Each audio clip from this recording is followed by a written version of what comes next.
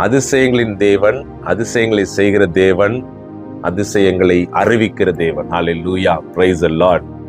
அன்பானவர்களே, எரேமியா 33:3 பார்க்கிறோம், என்னை நோக்கி கூப்பிடு, நீ அறியாததும் உனக்கு எட்டாததுமான பெரிய காரியங்களை அறிவிப்பேன். ஹல்லேலூயா.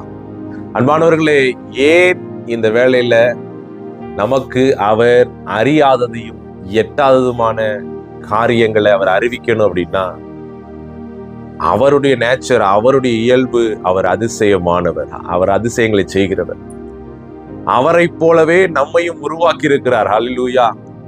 சங்கீதக்காரர் இப்படியாய் எழுதுகிறார், 139வது சங்கீதம் 14வது வசனத்திலே, நான் பிரமிக்கத்தக்க அதிசயமாய் உண்டாக்கப்பட்டபடியினால் எழுதுகிறார். ஹல்லேலூயா. அப்ப அன்பானவர்களை, இன்றைக்கு ஏன் உங்களுக்கு நீங்கள் அறியாதது எட்டாவதுமான ஒரு காரியத்தை அவர் வைத்திருக்கிறார் அப்படின்னா, நீங்கள் பிரமிக்கத்தக்க அதிசயமாய் உண்டாக்கப்பட்டிருக்கிறீர்கள். நீங்களும் நானும் யார் அப்படின்னா அதிசயம், தேவனுடைய பார்வையில விலையேற பெற்றவர்கள், மதிப்பு மிக்கவர்கள்.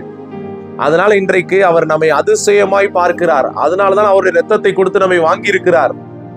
அப்ப நம்ம எப்படி பார்க்கணும் அப்படின்னா, அதிசயமானவர்கள் நாம் எல்லாம், வியக்கத்தக்கவர்கள். அப்படித்தான் தேவனுடைய பார்வை நம் மீது இருக்கிறது.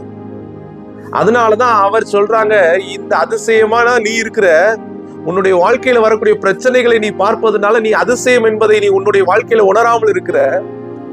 ஆனால் இன்றைக்கு அந்த வேளையில நீ என்னை நோக்கி கூப்பிடும் பொழுது, நீ அறியாததும் எட்டாததுமான காரியங்களை நான் உனக்கு அறிவிப்பேன்னு சொல்லி கர்த்தர் இந்த வேளையில சொல்றாங்க. அன்பானவர்களே, அன்பானவர்கள், ஒரு காரியத்தை அறிந்து கொள்ளுங்க. இன்னைக்கு நீங்க அவரை நோக்கி கூப்பிடும் பொழுது யார் கூப்பிடுவான்? அவரை அன்பு செய்கிறவர்கள். ரோமர் புஸ்தகத்தில் நம்ம பார்க்கிறோம், தேவனிடத்தில் அன்பு கூறுகிறவர்களுக்கு அவர் ஆயத்தம் பண்ணி வைத்திருக்கிறத நம்ம கண்கள் காணல, காது கேட்கல, இருதயத்துல தோன்றவும்ல அப்படிப்பட்ட காரியங்களை கர்த்தருடைய ஆவியானவர் உங்களுக்கு வைத்திருக்கிறார். சோ அதனால இன்றைக்கு அவரை நோக்கி நீங்க கூப்பிட கூப்பிட கூப்பிட ரிபவா கூப்பிடும் பொழுது அறியாத காரியங்கள் உங்க வாழ்க்கையில நீங்கள் அனுபவிக்க முடியும். இன்றைக்கு அதற்கு என் தேவன் எனக்குள்ளே இருக்கிறார், என்னை தன் சாயலாக படைத்திருக்கிறார், நான் ஒரு அதிசயமானவன் என்பன்ற ஒரு உணர்வுல இன்னைக்கு ஆண்டவரை நோக்கி பார்க்க ஆரம்பிங்க. அப்பாவை கூப்பிட ஆரம்பிங்க. அவர் ஆவியானவரை அனுப்பி வரப்போகிறவற்றை உங்களுக்கு அறிவிப்பார்.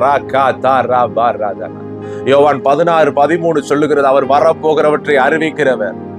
89வது சங்கீதத்துல நம்ம பார்க்கிறோம், சகாயம் செய்யத்தக்க ஒரு சக்தியை நான் அவர் மேல் வைப்பேன். ஹல்லேலூயா. இன்னைக்கு உங்க வாழ்க்கையில சகாயம், உதவி, எதிர்பார்க்காத நன்மைகள் எல்லாவற்றையும் நீங்க அனுபவிக்கணும் அப்படின்னா, இன்றைக்கு